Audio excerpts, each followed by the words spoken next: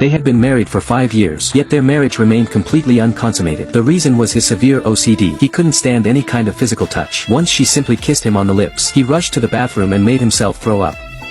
He later explained it was an involuntary physical reaction, but she was still deeply hurt. Then he got assigned to work in the UK, and they started a long-distance separation lasting a year. As their 5th anniversary approached, she decided to fly to England to surprise him. But outside the Edinburgh Medical Research Institute, she saw the man who hated being touched, kneeling to take off another man's soaked shoes and socks. "How can you still be such a child?" he said, "not knowing how to take care of yourself." Standing in the pouring rain clutching roses, soaked and frozen in place, she watched the stranger in a well-tailored suit, tilting his head close to chat with Liam intimately. It was a look of softness she had never seen on Liam's face. Liam smiled softly as the man spoke, his gaze fixed on the other man, never wavering. It took a long time for Liam to finally notice her in the rain. His smile faded slightly. He whispered something gently to the other man, then walked toward her with an umbrella. He asked what she was doing there. His tone carried a hint of annoyance at the interruption. She held out the bouquet of roses. Her smile felt strained and forced. She said, "Happy 5th anniversary, honey." Before he could take the flowers, the other man called out from the distance. He said, "The meeting is starting soon, Liam." Liam told her with a flat expression to come inside with him first. She stood frozen for a long moment, then finally followed Liam's steps. When she reached the unfamiliar man, he moved naturally to Liam's side. The two men walked ahead of her side by side, occasionally leaning close to exchange quiet words. She learned his name was Sean, and he was clearly very close to Liam. She tried several times to speak to Liam alone, but Sean kept interrupting them. Finally they reached the conference room door. That's when Sean finally looked at her, and suddenly spoke in Spanish. He said, "So this is the husband you have back home. Doesn't seem like a good match for you." Liam replied in the same language, saying matching isn't the point, being suitable is enough. They both assumed she didn't understand, not knowing she had studied the language 5 years ago, when she first pursued Liam after learning he liked it. After Sean entered the conference room first, Liam finally turned his attention to her, his tone still devoid of warmth. He told her to wait there while he attended the meeting. It sounded like he was talking to a stranger. Her throat felt dry and tight. After he also stepped into the conference room, the roses in her arms were beginning to wilt. Just like her relationship with Liam, she had forced it to last for 5 years all on her own, only to end up with nothing. She wiped the rain from her face, and threw the bouquet she couldn't give him into a non-recyclable trash bin nearby. She considered flying home immediately, but felt she should wait to talk things through. She just didn't expect the wait would last 2 full hours. Finally the meeting ended. She followed Liam back to his UK residence, a single apartment provided by the institute. Everything inside was spotless and perfectly organized. Liam brought her a new pair of slippers, but she noticed by the shoe rack another clearly used pair of men's slippers. The pattern on them matched the women's pair Liam wore. They were obviously a matching couple set.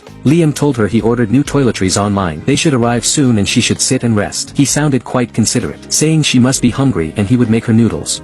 He was always this polite yet distant with her, even less warm than he'd been with his colleague earlier. The long journey had exhausted her. She sat on the living room couch to rest. Just then Liam's phone lit up on the coffee table. It was close by. She could clearly see the sender's name was Sean. In 5 years of marriage, she had never looked through Liam's phone, but now she couldn't help picking it up. Sean had texted, "If only you had come to find me sooner. Would I be the one sitting next to you now?" Reading those words she knew for certain. Sean was Liam's ex-boyfriend. The message vanished as the phone locked again, but then she saw Liam's phone wallpaper. It was a photo of Sean's back in a graduation gown. Her wife of 5 years had been using an old photo of his ex as his wallpaper. In that moment she understood with painful clarity how insignificant she was in Liam's world. Sounds came from the kitchen as Liam cooked. She turned off the screen and put the phone back. Pretending everything was normal, she walked to the kitchen island. Liam didn't notice anything was wrong. He just handed her chopsticks, telling her to try it, and not to force herself if it didn't taste good. She took the chopsticks without looking at him, and asked softly, "Can you tell me what's really going on between you and Sean?" Liam's response was eerily calm. He said, "Sean is my ex-boyfriend.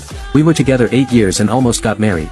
We broke up because we wanted different things. He insisted on building his career abroad, and I chose to stay in our home country back then." His tone sounded almost casual, but she detected a slight tremor in his normally steady voice. She kept eating her noodles, and pressed on, "Is that really all?" Liam fell silent. That night they shared a bed, each lost in their own thoughts on opposite sides. Suddenly Liam reached over and took her hand. Back home, when they shared a bed, even sleeping side by side, he would always pull away if she tried to touch him. This was the first time he had ever initiated contact. She thought he might explain what happened today. Instead he said, "Millie, I've decided to settle here permanently." Her hand went cold instantly. When he came to the UK a year ago, he said it was just a short business trip. Then he kept extending his stay week after week, while she stayed home caring for his parents, always believing he would return. Now he was telling her unilaterally he was staying forever. She knew he wasn't staying for her, and she no longer had the energy to fight for him. She replied quietly, saying, "That's good. Just that it rains a lot here, so you should take care of yourself." Liam clearly didn't expect her to agree so easily. He held her hand tighter, and whispered, "Thank you, Millie." She didn't respond and closed her eyes. Having made her final decision, impatient to leave alone. The truth was she really hated this place. She had told him before she hated the rain. Late at night Liam's phone kept vibrating. She knew it was Sean messaging. After some time Liam got up quietly, explaining in a low voice that Sean had witnessed his ex-wife's infidelity during a thunderstorm.